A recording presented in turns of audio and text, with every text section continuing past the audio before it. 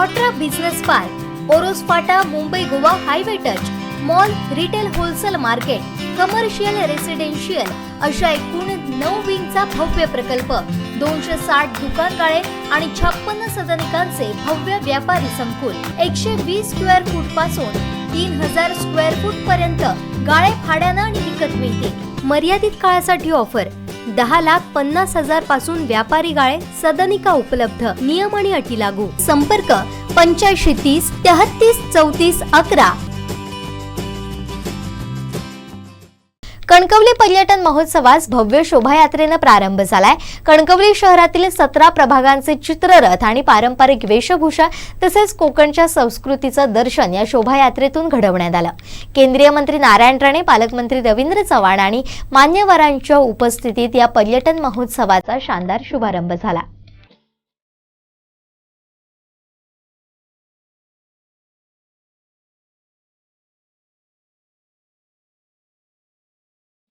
कणकवली पर्यटन महोत्सवास भव्य शोभायात्रेनं प्रारंभ झालाय। कणकवली शहरातील 17 प्रभागांचे चित्ररथ आणि पारंपरिक वेशभूषा तसेच कोकणच्या संस्कृतीचं दर्शन या शोभायात्रेतून घडवण्यात आलं। बैलगाड्यांसह दशावतारी कला संस्कृती सुद्धा या शोभायात्रेतून दाखवण्यात आली। याच सोबत कोकणात मोठ्या प्रमाणावर चालणाऱ्या बुरुड कामाचा देखील चित्ररथ देखावा या शोभायात्रेत लक्षवेधी ठरत होता। कणकवली पटकी देवी समोरून कणकवली महोत्सवाच्या मुख्य कार्यक्रमाच्या शुभारंभापूर्वी शोभायात्रेला सुरुवात करण्यात आली। नगराध्यक्ष समीर नलावडे यांच्या हस्ते या शोभायात्रेला प्रारंभ झाला। त्यानंतर ढोल पथकाच्या निनादात पटकी देवीकडून बाजारपेठ मार्गे सुरू झालेली ही शोभायात्रा पर्यटन महोत्सव स्थळाच्या दिशेने मार्गस्थ झाली।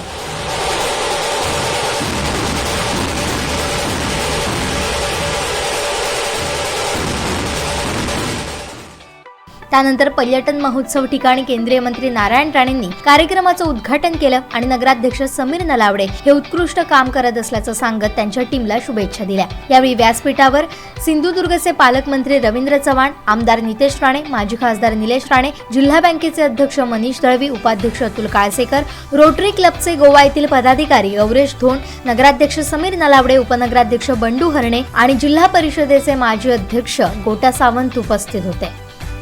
या पर्यटन महोत्सव साजरा करत असताना त्यामध्ये काही आमचे हेतू आहेत की पर्यटन महोत्सव आपण का साजरा करतो।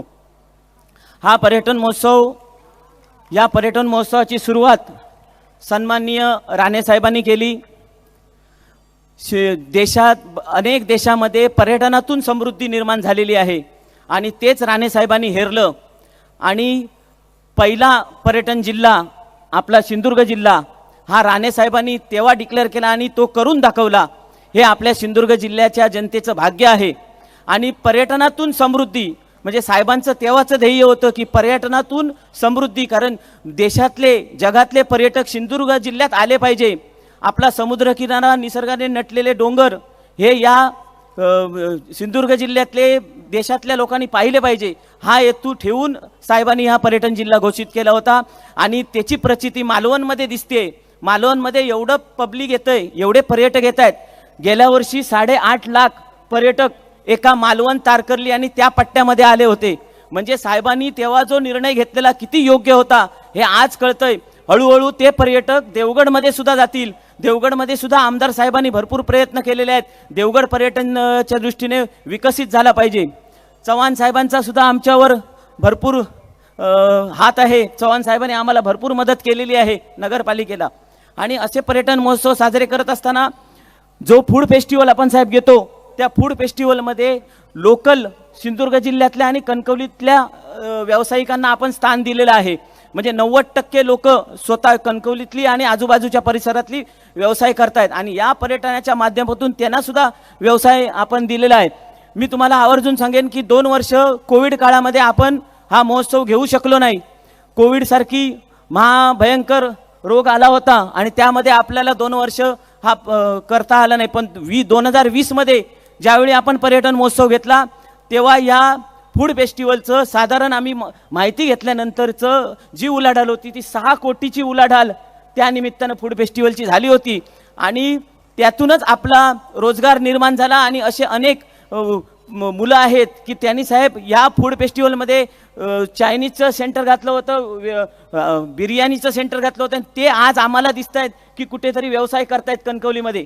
आणि खरोखरच तो आमचा हेतूसुद्धा आम्हाला बरं वाटलं की कुठेतरी आपण युवा पिढीला चांगल्या ठिकाणी नेतोय. नाहीतर आपल्याला माहिती आहे की कणकवलीतली युवा पिढी एका वेगळ्या दिशेला नेण्याचं काही लोकांनी काम केलं होतं. 2008 मध्ये साहेबांनी जेव्हा ही नगरपालिका काढली तेव्हा आपण ठरवलं आणि एका युवा पिढीला एका चांगल्या दिशेला नेऊन ठेवण्याचं काम केलेलं आहे. आणि युवा पिढी आता सुधारते, कणकवलीतला युवा पिढी उद्योजक होतोय, हे बघून फार आम्हाला आनंद होतोय. या कार्यक्रमाच्या निमित्तानं सांगण्यासारखं भरपूर आहे. प्रमुख पाहुण्यांची भाषणं आहेत ती ऐकायची आहेत. या कार्यक्रमासाठी राणे साहेब, पालकमंत्री साहेब, निलेशजी राणे साहेब, नितेशजी साहेब सर्वच आमच्या विनंतीला मान देऊन इथे उपस्थित राहिल्याबद्दल मी त्यांचे मनापासून आभार व्यक्त करतो. आमचे दिवसभरातले सर्व अपडेट्स, ताज्या घडामोडी आणि थेट लाईव्ह पाहण्यासाठी सबस्क्राईब करा, लाईक करा कोकणचं नंबर 1 महा चॅनल कोकण 7 लाईव्हचं YouTube चॅनल.